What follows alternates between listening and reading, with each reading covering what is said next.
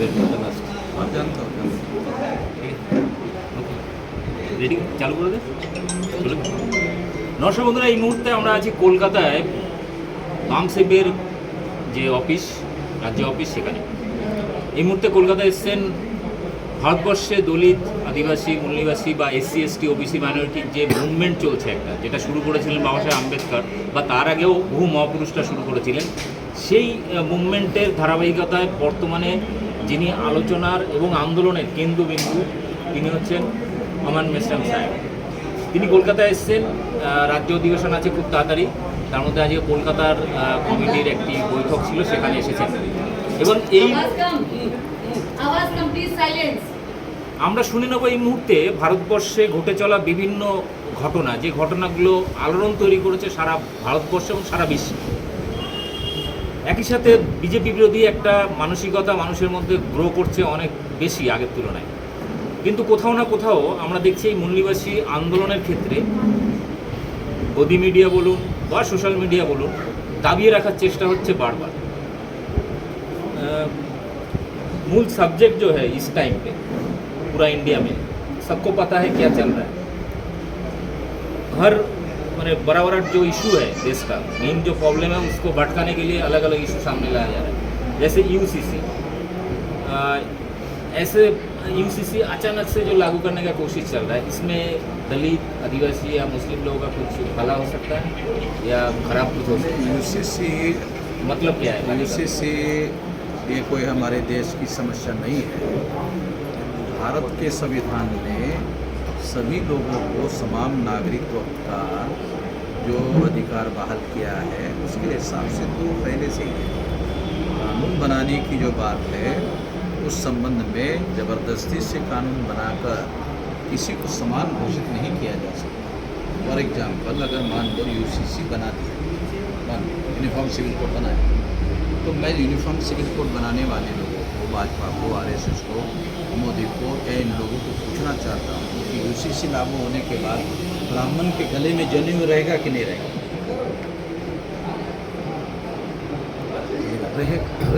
तुम्हारा uniform civil code का क्या मतलब है भाई? यहाँ एक भी सवाल आता है कि यूनिफॉर्म सिविल कोड, जो सिविल कोड तुम लोग डाल रहे हो, तो कौन सा नियम का है? ब्राह्मण का है, दलित का है? तो कोई ऐसा कोई ड्राफ्ट तो भारतीय लोगों के सामने लाया नहीं गया। लेकिन वो लोग भारत सरकार भला होगा उसमें। अब जो कह रहे हैं भला होगा, सबका भला होगा, तो वो आज तक ये नहीं बता पाए कि सबका भला क्या क्या होगा। कि इससे सबको नौकरी मिल जाएगा, सबको रोजगार मिल जाएगा, सबका भूखमरी खत्म हो जाएगा, सबका गरीबी खत्म हो जाएगा, सबको रहने के लिए घर हो जाएगा, सारा झोपड़ा पट्टा खत्म हो जाएगा, बिल्डिंग हो जाएगा। ऐसा तो कुछ होने वाला है। मकसद क्या है? हाँ, इसके पीछे मुसलमान का झगड़ा खड़ा किया जाए और झगड़ा खड़ा करके जो एससी एसटी ओबीसी के लोग अपने को एससी एसटी ओबीसी कहते हैं, हिंदू नहीं कहते हैं, उनको हिंदू बनाकर 2024 में वोट हासिल किया। मगर मुसलमान मैदान में नहीं उतरे, इस वजह से हिंदू मुसलमान हो नहीं रहा। तो बीजेपी के लोग चिंता में हैं कि समय वोट कैसे मिलेगा, इसलिए वो कहीं राष्ट्रवादी को तोड़ रहे हैं, तो कहीं किसी को तोड़ रहे हैं, कहीं शिवसेना को तोड़ रहे हैं। तो इसका मतलब ये है कि वो निश्चिंत नहीं है कि हम चुनाव जीतने वाले हैं। 38 पार्टी के लोगों को सरकार बनाने के लिए जब समय आया, एक पार्टी की सरकार बना लिया, बीजेपी की। मगर जब जैसे ही चुनाव लड़ने का समय आया तो कहा नहीं 38 लोग, 38 पार्टी। ये एविडेंस इस बात को प्रूव करता है कि नरेंद्र मोदी का कॉन्फिडेंस लूज हो गया है कि हम अकेले, मैं अकेला ही सब पर भारी हूँ। 38 को लाया भाई, तो कहाँ भारी है? तो वो अभी कॉन्फिडेंस नरेंद्र मोदी में, भाजपा में, आरएसएस में नहीं है। वो ये नहीं समझ पा रहे हैं कि हम अकेले जीतने वाले हैं, इसलिए लाए। मगर मुसलमानों ने उनकी हवा निकाल दी, क्योंकि हिंदू मुसलमान हो नहीं रहा। ये जो मसला है, इसका बात भी हम लोग देखते हैं मणिपुर का जो घटना घटा है, इस तरह से हम लोग को बंगाल में भी कोशिश किया जा रहा है कि कुर्मी और आदिवासी लोगों का बीच में बहस छेड़ने का कोशिश चल रहा है। जो वहाँ मैती और कुकी का अंदर चल रहा है, सेम चीज़ वेस्ट बंगाल में भी ये लोग ट्राई कर रहे हैं। सारे देश भर बीजेपी, आरएसएस और इन लोगों का जो बढ़त हुई, थोड़ा रिकॉर्ड आपको राम जन्मभूमि बाबरी मस्जिद का आंदोलन के पहले इनके 2 मेंबर पार्लियामेंट चुने जाते हैं।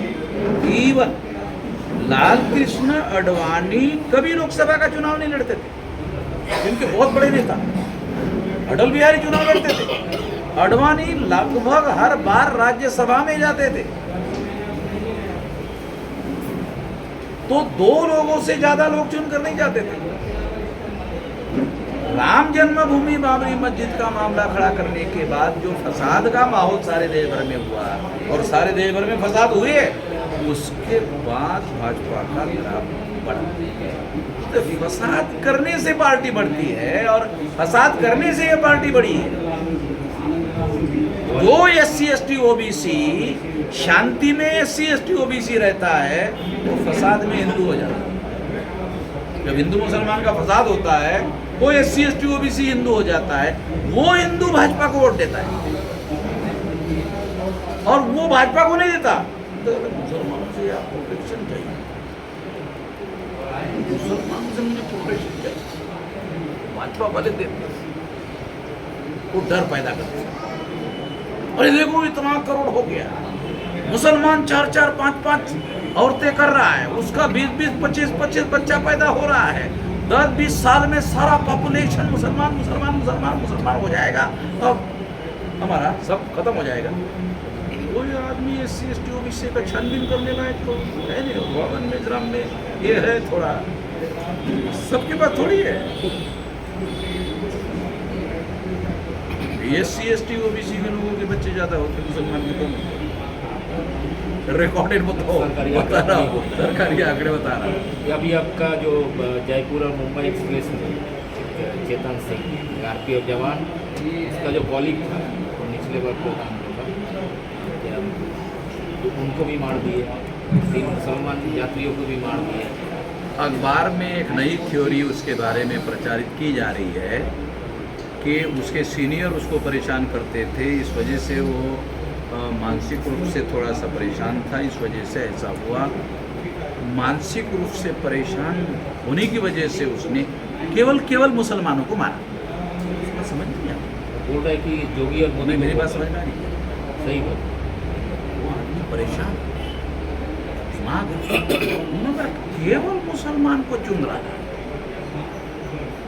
समझदारी से मार रहा है, सोच समझकर गोली मार रहा है, बगैर विचार करके गोली नहीं मार रहा है। उसके साले दूसरे भी लोग होंगे, मगर देखा वो दाढ़ी खिंचा है, वो देख के मारा। समझ में आया? तो ये बात ऐसा नहीं है। मेरा गंभीर मामला क्या है, मेरा गंभीर सवाल क्या है? सिक्योरिटी फोर्सेस का कम्युनलाइजेशन हो रहा है, वो सीरियस है। सिक्योरिटी फोर्सेस का कम्युनलाइजेशन होना भारत के तमाम नागरिकों की सिक्योरिटी खतरे में पड़ जाएगी, उसकी जान खतरे में पड़ जाएगी। ये सबसे ज़्यादा सीरियस बात है, क्योंकि सिक्योरिटी फोर्सेस में नौकरी करने वाला जो आदमी है, वो भारत के जो नागरिक है उनके टैक्स के आधार पर सैलरी ले रहा है, उससे टैक्स लेकर के सैलरी ले रहा है, उससे टैक्स से खरीदी हुई बंदूक ले रहा है और उस बंदूक से मार रहा है। मोस्ट डेंजरस जो बात है वो ये है, बहुत सीरियस बात है। मैं ये कहना चाहता हूँ कि RSS BJP ने जो देश का सत्यानाश करने का काम किया, उसमें सबसे बड़ा सत्यानाश ये है कि सिक्योरिटी फोर्सेस जो भारत के प्रजा के सिक्योरिटी के लिए लोगों को लगाया गया, देश की सिक्योरिटी के लिए लगाया गया, लोगों को मारने का काम कर रहे हैं। उनका दिमाग का कम्युनलाइजेशन किया जा रहा है। ये देशद्रोह का काम है। RSS भाजपा के लोग देशद्रोही तरह का मानसिकता पैदा करने का काम कर रहे हैं। बहुत भयंकर काम है। ये जो आपका RPF जवान जिसको मारा है, उसका कॉलीग को भी मारा, वो तो मुसलमान नहीं था। आप लोग बोलते हैं कि जैसे हम लोग भी बोलते हैं कि आदिवासी, दलित, मैंने SC ST OBC ये कभी हिंदू है ही नहीं, आप क्यों बोलते हैं? लेकिन बीजेपी आरएसएस तो बोलते हैं ये लोग भी हिंदू मैं हैं। इसलिए कहता हूँ कि उनका जो एक पुरखा है गुजरात का ही दयानंद सरस्वती, उसका ये कहना था कि हिंदू मुसलमान की देवी गाली है। हमारा ये कहना है ब्राह्मणों को कि आप हमको हिंदू कह के गाली क्यों दे रहे हैं?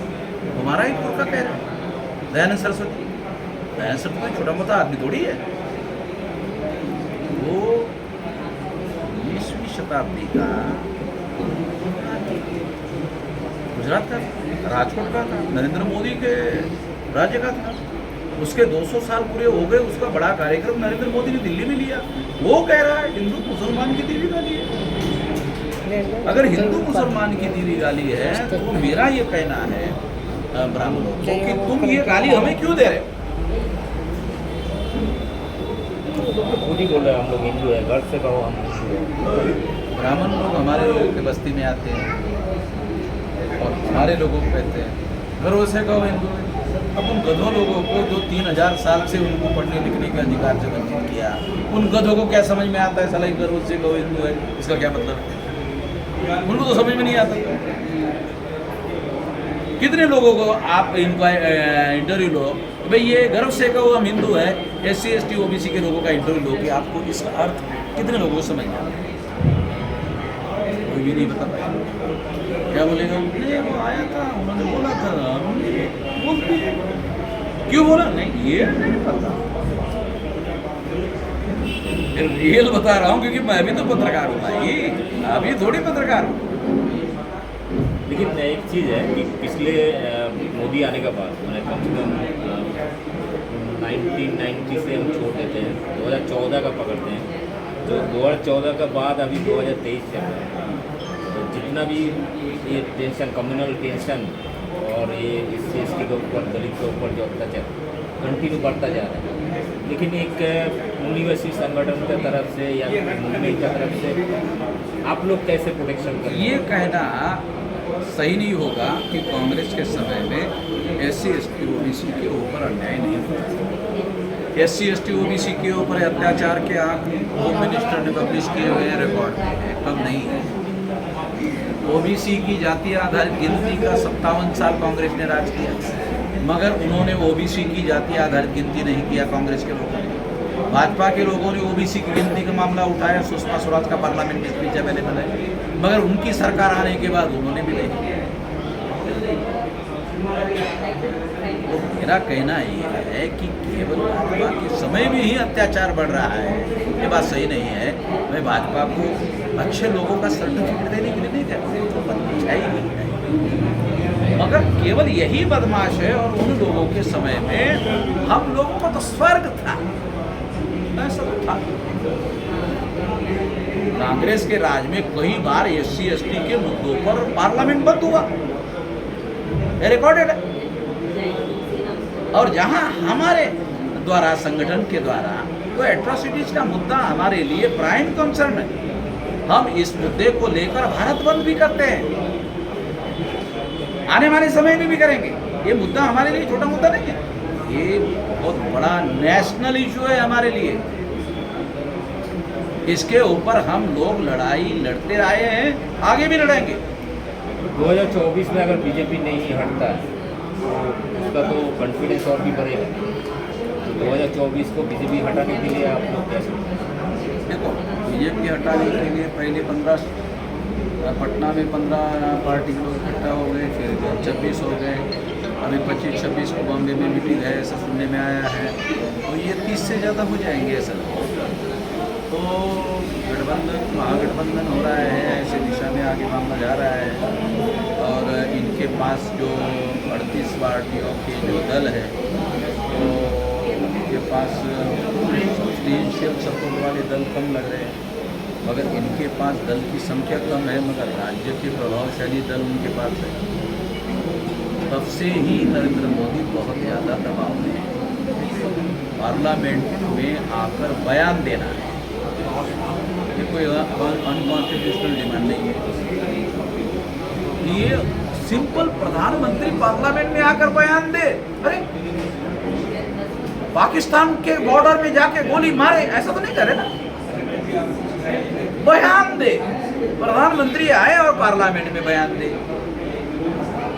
आप चौक चौराहे में जाके भाषण दे रहे हो, पार्लियामेंट में भाषण देने के लिए अपोजिशन पार्टी के लोग कह रहे हो, वो तो पार्लियामेंट तो प्रीमियर इंस्टीट्यूट है ना भारत की, कॉन्स्टिट्यूशनल इंस्टीट्यूट है, वहां आकर अपोजिशन पार्टी के लोग बोल रहे बयान दो, तो क्या गलत कह रहे? ना मणिपुर का केस में हम लोग देखा 78 दिन बाद हाँ, बोला होगी 30 सेकंड के लिए। मतलब ये है, ये भी हैरान करने वाली बात है। पूरा दुनिया घूम रहा है उधर, हम लोग उधर उधर नहीं बोल रहे।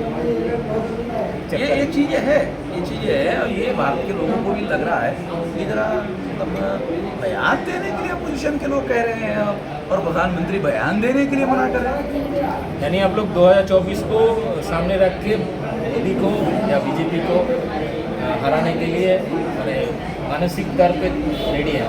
नहीं, अपोजिशन पार्टी के जो लोग हैं वो जैसे कि कई लोगों ने समझा वहाँ तो राष्ट्रीय स्तर का संगठन है। अपोजिशन पार्टी के गठबंधन में एक ही पार्टी राष्ट्रीय है, कांग्रेस, और कांग्रेस बहुत जगह फ्रैक्चर्ड संगठन है, कैडर बेस्ड ऑर्गेनाइजेशन है, सपोर्ट बेस्ड ऑर्गेनाइजेशन है। अगर कल हम लोग प्लान बना रहे हैं कि दिसंबर में 5 लाख लोगों की रैली लखनऊ में करेंगे, 5 लाख लोगों की रैली गांधी मैदान पटना में करेंगे, तो करेंगे। 5 लाख का आंकड़ा तो नहीं होता है, बहुत बड़ा होता है। तो इसलिए उनको लगता है कि अरे भाई हम लोगों को भी साथ में लेना चाहिए। अब हमको जाना है कि नहीं जाना, वो एक अलग बात है। जब एक ही है तो कम से कम नहीं, केवल बीजेपी को ही हरवाना